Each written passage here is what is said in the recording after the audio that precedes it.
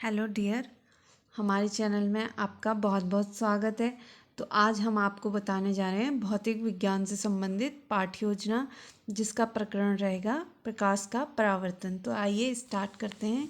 तो सबसे पहले आ जाएगी पाठ्य योजना संख्या, दिनांक, कक्षा, जिस भी कक्षा का आप बनाएंगे लेसन प्लान वो कक्षा, विषय विज्ञान, उपविषय भौतिक विज्ञान, अवधि 15 मिनट, वादन द्वितीय, प्रकरण प्रकाश का परावर्तन। उसके बाद आपके विद्यालय का नाम आ जाएगा।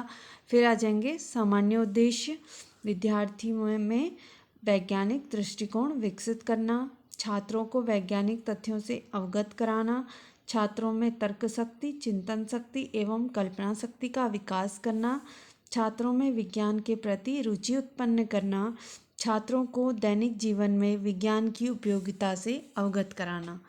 इसके बाद आ जाएंगे विशिष्ट उद्देश्य।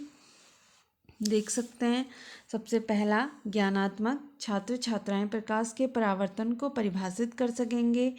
बोधात्मक, छात्र छात्राएं प्रकाश के परावर्तन की व्याख्या एवं उदाहरण प्रस्तुत कर सकेंगे। प्रयोगात्मक, छात्र छात्राएं प्रकाश के परावर्तन से संबंधित ज्ञान का प्रयोग कर विस्तृत अध्ययन कर सकेंगे। चौथा विश्लेषणात्मक, छात्र छात्राएं प्रकाश के परावर्तन के ज्ञान की तुलना कर सकेंगे। संश्लेषणात्मक, छात्र छात्राएं प्रकाश के परावर्तन के बारे में सारांश देना सीखेंगे। लास्ट मूल्यांकन, छात्र छात्राएं प्रकाश के परावर्तन से सीखे गए ज्ञान का मूल्यांकन कर सकेंगे। इसके बाद आ जाएगा शिक्षण सहायक सामग्री। तो जो भी चीज़ हम शिक्षण के दौरान यूज़ करेंगे उनका नाम आ जाएगा पॉइंटर, चॉक, डस्टर, चार्ट, प्रकाश के परावर्तन से संबंधित आदि। पूर्व ज्ञान, छात्र छात्राएं प्रकाश के परावर्तन से संबंधित सामान्य जानकारी रखते हैं। इसके बाद हमारे प्रस्तावना प्रश्न आ जाएंगे। प्रस्तावना प्रश्न के अंतर्गत कम से कम 5 प्रश्न बनाए गए हैं, आप देख सकते हैं।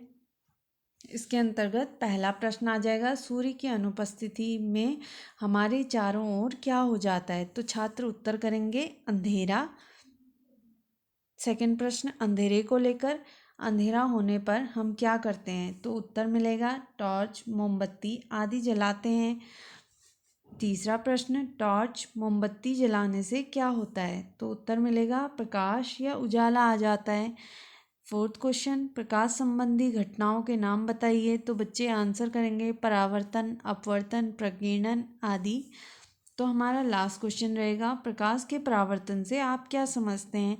तो हमें अस्पष्ट उत्तर मिलेगा। उसके बाद उद्देश्य कथन आ जाएगा, आज हम प्रकाश के परावर्तन का विस्तार पूर्वक अध्ययन करेंगे। इसके बाद प्रस्तुतिकरण आ जाएगा। इसके अंतर्गत विभिन्न कॉलम बनेंगे, जिसमें पहला कॉलम बनेगा शिक्षण बिंदु का, जिसके अंतर्गत हम अपना प्रकरण प्रकाश का परावर्तन लिखेंगे। दूसरा बनेगा व्यवहारगत प्राप्त उद्देश्य। तीसरा छात्र अध्यापिका क्रिया, छात्र छात्रा क्रिया, शिक्षण विधि, शिक्षण सहायक सामग्री, शामपट कार्य, और लास्ट कॉलम बनेगा मूल्यांकन का। तो अब हम देखते हैं, जैसे हम अपना टीचिंग स्टार्ट करेंगे तो सबसे पहले हम बच्चों से कुछ विकासात्मक प्रश्न करेंगे। इसमें पहला प्रश्न, अंधेरे कमरे में दीपक जलाने से क्या होता है? तो बच्चे आंसर करेंगे कमरे में प्रकाश आ जाता है। तो हम नेक्स्ट क्वेश्चन करेंगे, प्रकाश का परावर्तन क्या होता है? तो हमें अस्पष्ट उत्तर मिलेगा। उसके बाद हम अपना स्पष्टीकरण देंगे।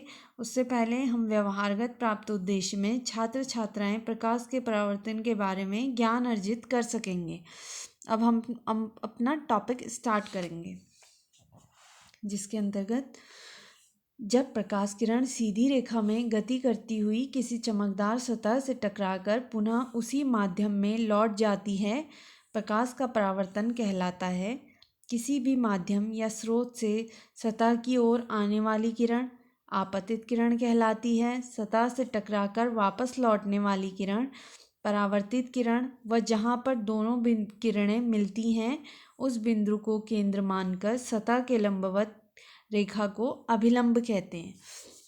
इस स्थिति में छात्र छात्राएं ध्यानपूर्वक सुनेंगे और देखेंगे, और हमने जो भी विधि यूज़ करी जब हमने क्वेश्चन करे प्रश्नोत्तर विधि, जब व्याख्या करी व्याख्यान विधि, और जब हमने चार्ट दिखाया तब प्रदर्शन विधि। हमारे द्वारा इस चार्ट का यूज़ किया गया था, जिसका मिनिएचर हमने अपनी नोटबुक पे लगाया है, जिसमें प्रकाश का स्रोत, आपतित किरण, परावर्तित किरण, अभिलंब व चमकदार सतह को दर्शाया गया है।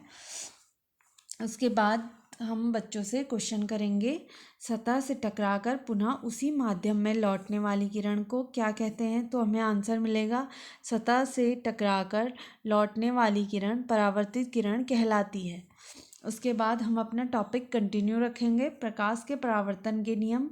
प्रकाश के परावर्तन के 2 नियम होते हैं। पहला, आपतित किरण, परावर्तित किरण व अभिलंब तीनों एक ही तल में उपस्थित होते हैं।